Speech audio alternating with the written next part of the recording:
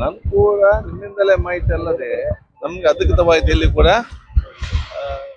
ಬರಲಿಲ್ಲ. ಅದಕ್ಕಾಗಿ ನಾನು ಈಗ ಕೂಡ ಸ್ಪೀಕರ್ ಆಗಿದ್ದೇನೆ.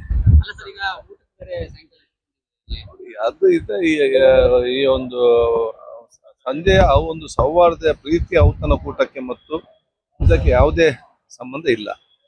ಬಹುಶಃ ಕಳೆದ 3 ವರ್ಷಗಳಿಂದಲೂ ಕೂಡ ನಮ್ಮ ಇವತ್ತು ವಿಧಾನ ಮಂಡಲ ಮತ್ತು ನಮ್ಮ ಲೆಜಿಸ್ಲೇಚರ್ ನಮ್ಮ ರಾಷ್ಟ್ರ ಮಟ್ಟದ ಮಟ್ಟದಲ್ಲಿ ಇವತ್ತು ಬೇರೆ ಬೇರೆ ಕಾರ್ಯಕ್ರಮದಲ್ಲಿ ಇವತ್ತು ಹೆಸರು ಗಳಿಸಿದೆ.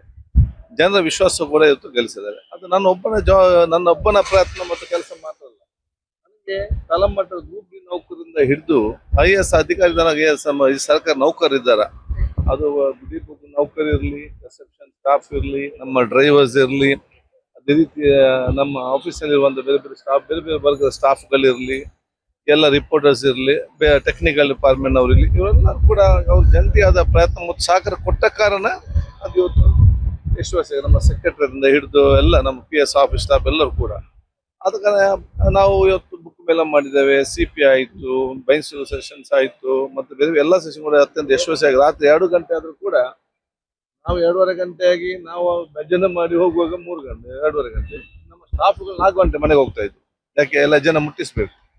ಅದನ್ನ ನಮ್ಮ ಮುಂಚೆ ಅವರಿಗೆ ಒಂದು ರೀತಿಯ ಒಂದು ಪ್ರೀತಿಯ ಒಂದು ಕೂಟ ನಾವು ಸೇರ್ಬೇಕಂತ ಆಲೋಚನೆ ಮಾಡಿತ್ತು. ಅದು ಮುಂದೆ ಬಂದಿದೆ. ಸೊ ಅದಕ್ಕೆ ನಾನು ಮೊನ್ನೆ ತೀರ್ಮಾನ ಮಾಡಿದೆ, ಅದನ್ನು ಆ ಒಂದು ಕೆಲಸ ಪೆಂಡಿಂಗ್ ಇದೆ, ಅದನ್ನು ಆದಷ್ಟು ಬೇಗನೆ ಮಾಡಬೇಕು.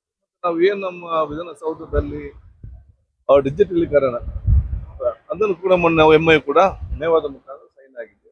ಮುಂದಿನ 6 ತಿಂಗಳಲ್ಲಿ ಕರ್ನಾಟಕ ವಿಧಾನಸಭೆ ಸಂಪೂರ್ಣವಾಗಿ ಇವತ್ತು ಡಿಜಿಟಲೀಕರಣವಾಗಿಕೊಂಡು ಪೇಪರ್ಲೆಸ್ ವಿಧಾನಸಭೆ ಕೂಡ ಆಗ್ತದೆ.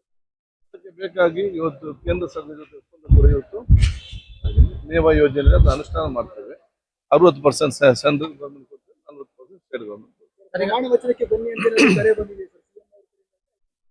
ಯಾವ್ದು ಕಾರ್ಯ ಬಂದಿಲ್ಲ, ಬಂದ ತಕ್ಷಣ ನಿಮಗೆ ಮಾಹಿತಿ ಕೊಡ್ತೇವೆ. ಗೊತ್ತಿಲ್ಲ ಯಾವುದು ನೋಡಿ. ಇಲ್ಲ ಏನಿಲ್ಲ, ತುಂಬಾ ಜನ ಆಹಾರ ವ್ಯಕ್ತಿಗಳು ನಮ್ಗೆ ಚೆನ್ನಾಗಿರೋ ಇದ್ದಾರೆ. ಬಹಳ ಜನಕ್ಕೆ ಆಸಕ್ತಿ ಇದೆ. ಮತ್ತೆ ಎಲ್ಲರಿಗೂ ಕೂಡ ಸ್ಪೀಕರ್ ಆಗುವಂತ ಯೋಗ್ಯತೆ ಎಲ್ಲರಿಗೂ ಕೂಡ ಇದೆ. ಯೋಗ ಯಾರಿಗೆ ಬರ್ತಾ ನೋಡುವ ನಾವು.